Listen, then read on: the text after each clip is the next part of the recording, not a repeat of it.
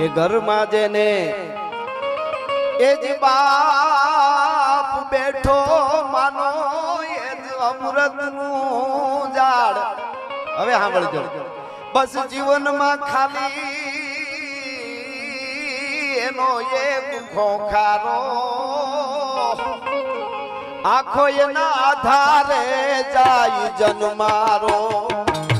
ખાલી એનો એક ખોખારો, આધારે જાય જન્મારો. જય હો.